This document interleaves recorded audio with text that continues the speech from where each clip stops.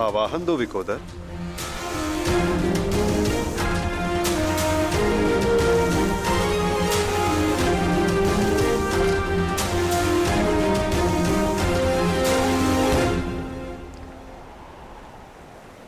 दुर्योधन, मैं जानता हूं तुम यहीं छिपे हो। बाहर निकलो कायर और युद्ध करो मुझसे। सुन रहे हो ना कायर? सामने आओ।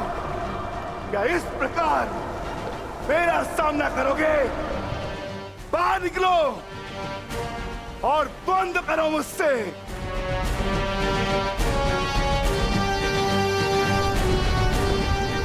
आज तुम्हारे मामा श्री तुम्हारा साथ छोड़कर चले गए और शीघ्र ही मैं तुम्हें उनके पास भेज दूंगा।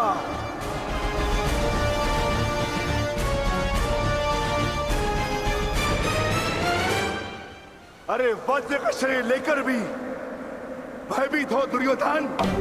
भारती कर्ण को अपना मित्र कहते हैं ना, किंतु आज यदि कर्ण तुम्हें इस दिशा में देख लेते तो उन्हें भान हो जाता कि उनका मित्र एक शूरवीर योद्धा नहीं, बस एक कायर है। और उन्हें लज्जा आएगी उस क्षण पर जिस क्षण उन्होंने तुम्हारा साथ देने का निर्णय किया।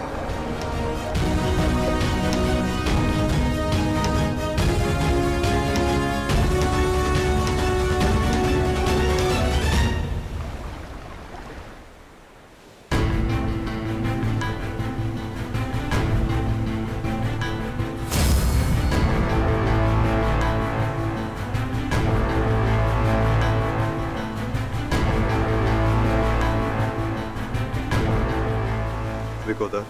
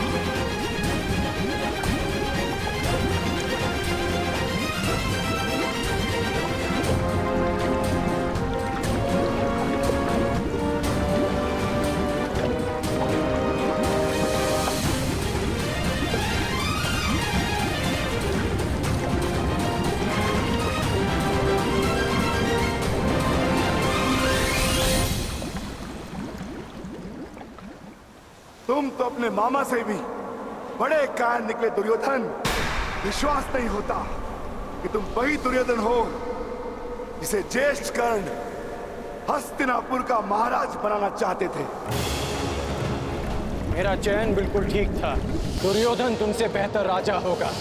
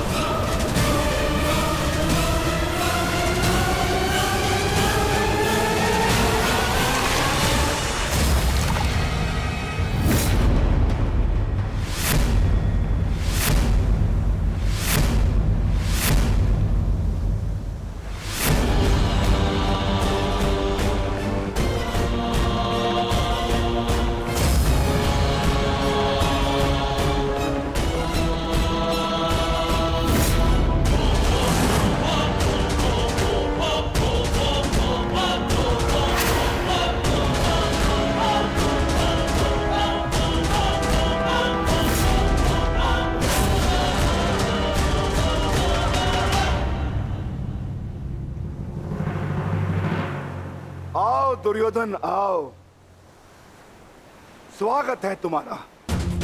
एक क्षण के लिए ऐसा लगा कि तुम इसी भांति सदैव छिपे रहोगे। मुझे तुमसे छिपने की आवश्यकता नहीं है भीम, क्योंकि मेरा शरीर वज्र का है। स्मरण है ना, कुछ समय पूर्व क्या दुर्दशा की थी मैंने तुम्हारी? स्मरण है?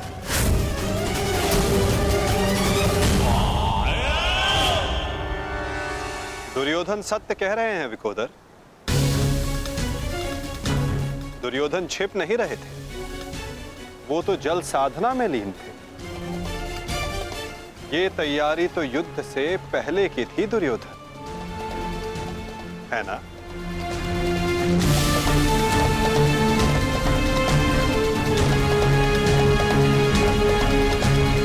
अद्भुत।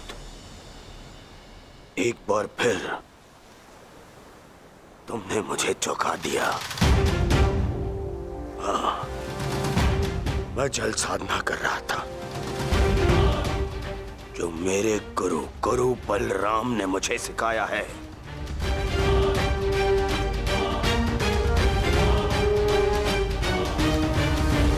आशा करता हूं कि मुझे विलंब ना हुआ हो। जो चाहे साधना कर लो दुर्योधन, परंतु आज तुम्हें मुझसे कोई नहीं बचा सकता। बड़े निश्चित हो मेरी मृत्यु को लेकर।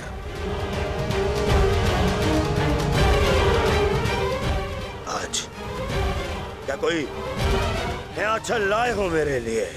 हाँ,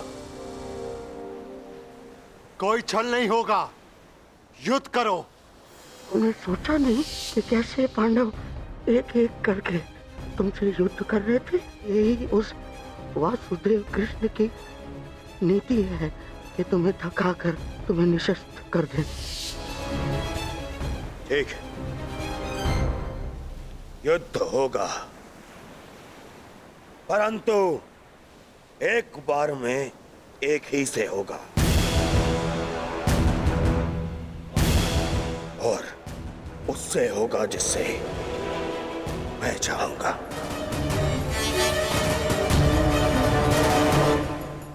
स्वीकार है।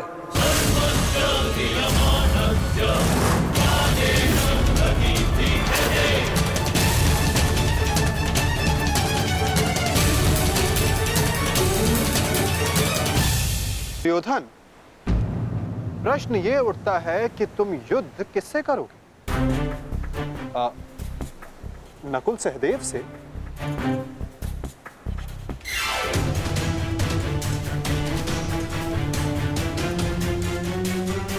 हाँ, उचित है। नकुल तुमसे दुर्बल है, तो उसको परास्त करना तुम्हारे लिए सरल होगा। और सहदेव ने तो तुम्हारे मामा श्री का वध करके अपनी प्रतिज्ञा पूर्ण की है ना? किंतु ये चुनाव करने से पूर्व एक बात सदा स्मरण रखना दुर्योधन, कि नकुल सहदेव का एक प्रहार तुम्हारे 100 प्रहारों से अधिक स्मरणीय होगा।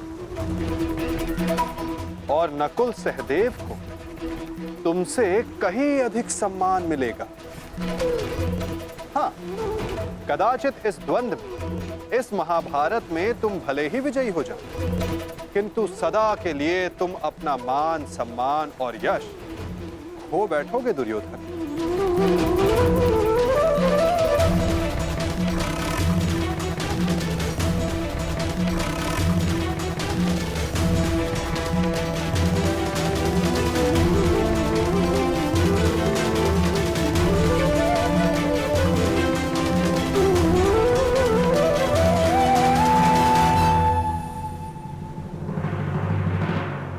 या तुम अर्जुन का चुनाव करोगे,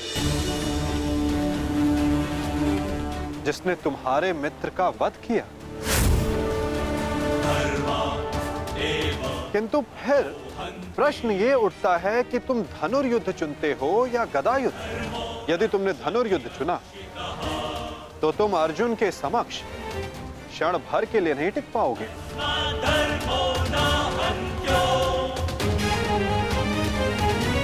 और यदि तुमने गदा युद्ध चुना तो समस्त संसार तुम्हें इस अन्यायपूर्ण चुनाव के लिए सदा धिक्कारता रहेगा।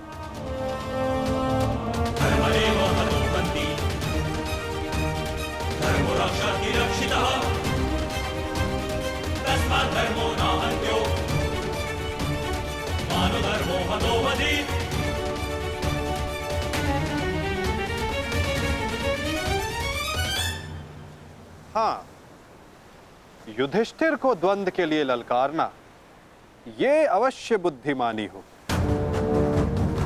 क्योंकि यदि राजा को मारोगे तो सेना तो स्वयं परास्त हो जाएगी। किंतु ये बात स्मरण रखना दुर्योधन, यदि तुमने ऐसा किया तो समस्त संसार तुम्हें उस कायर की भांति स्मरण करेगा जिसने स्वयं से निर्बल को परास्त करने का विकल्प चुना।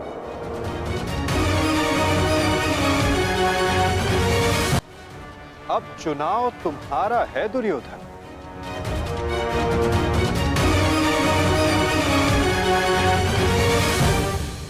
नहीं चलिए, ये फिर तुम्हारा कोई छल है। मेरा चुनाव केवल वो होगा जिसकी मृत्यु मेरे 99 भाइयों के लिए श्रद्धांजलि होगी। परिणाम चाहे जो भी हो, दुर्योधन केवल एक महान योद्धा के रूप में जाना और पहचाना जाएगा।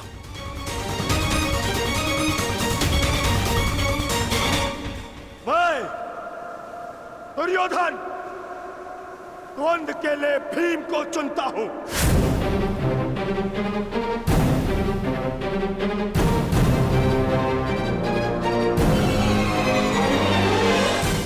और इसे मारने के पश्चात मैं एक एक करके बाकी चारों भाइयों को मारूंगा। ये मेरा वचन है।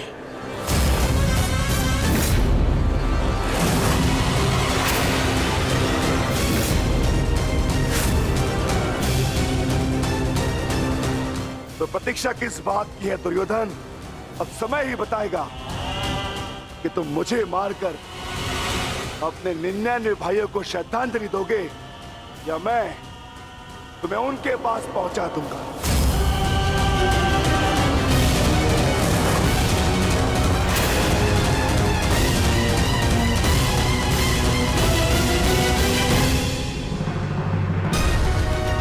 हर हर महादेव।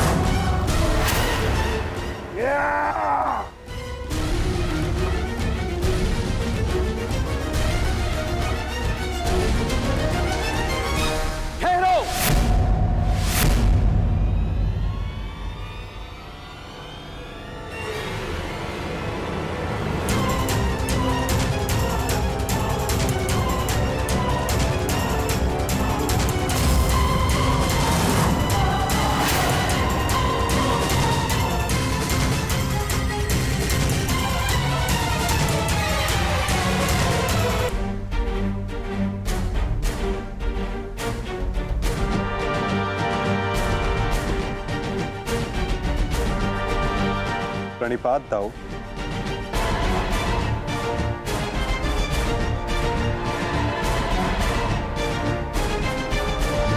प्रणिपात गुरुदेव।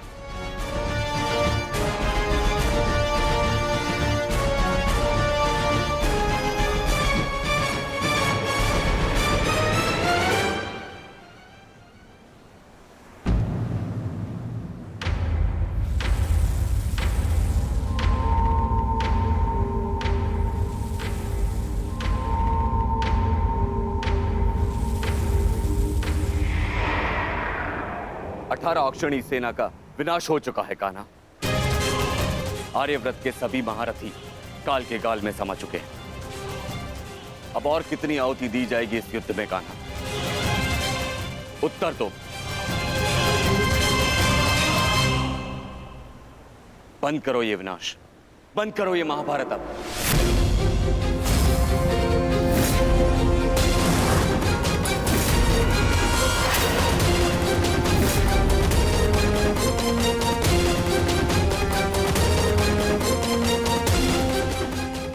नहीं गुरुदेव,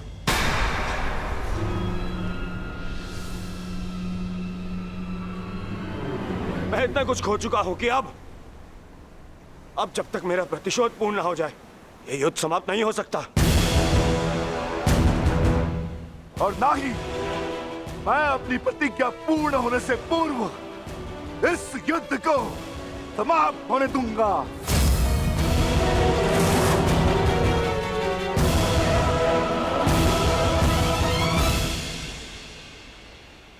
तुमने जो प्रतिज्ञा दुर्योधन के लिए ली है, अब उसका पूर्ण होना असंभव है।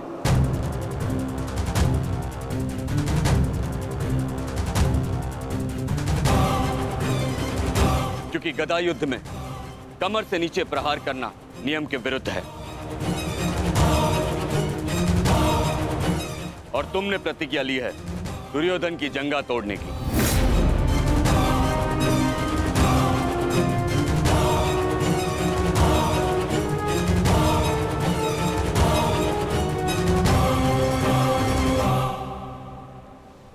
कैसी अनीति दाऊ!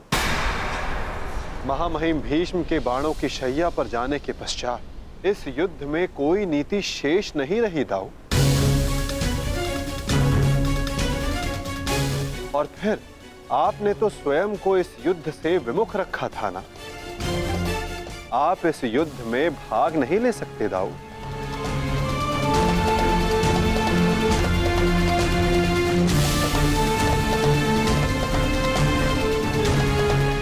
ये युद्ध धर्म स्थापना के लिए है दाऊ। मैं यही तो देखने आया हूं कान्हा कि इस धर्म स्थापना की युद्ध में कोई अधर्म ना हो।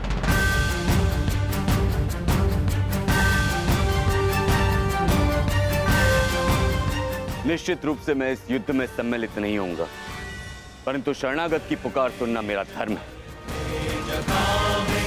मैं नहीं चाहता कि कल को संसार ये कहे कि यदुवंश के कान्हा के होते हुए अधर्म हुआ।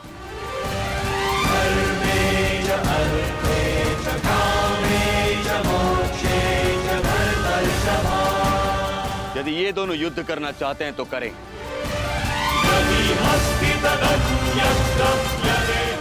इस युद्ध का निर्णायक मैं बनूंगा।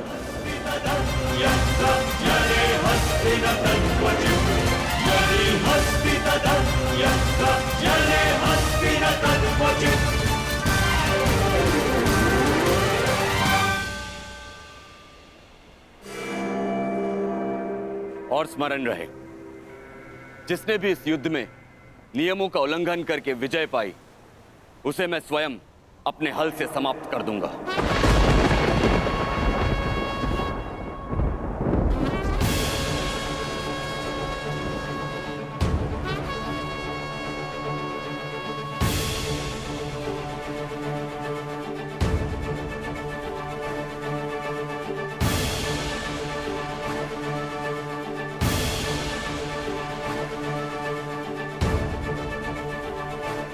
नियम वही होंगे जो गदा युद्ध में लागू होते हैं।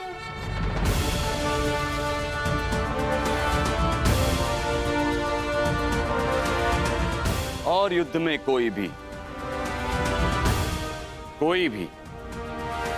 योद्धाओं के मध्य नहीं आ सकेगा।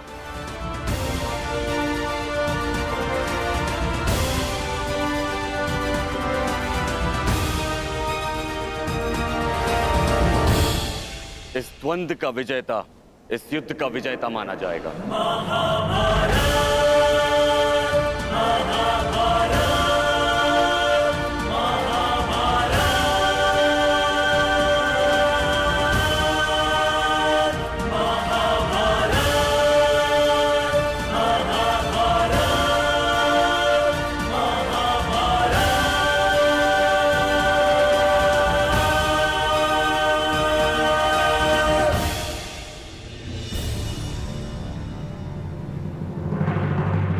अब धर्म स्थापना का भार तुम्हारे कंधों पर है विकोदर।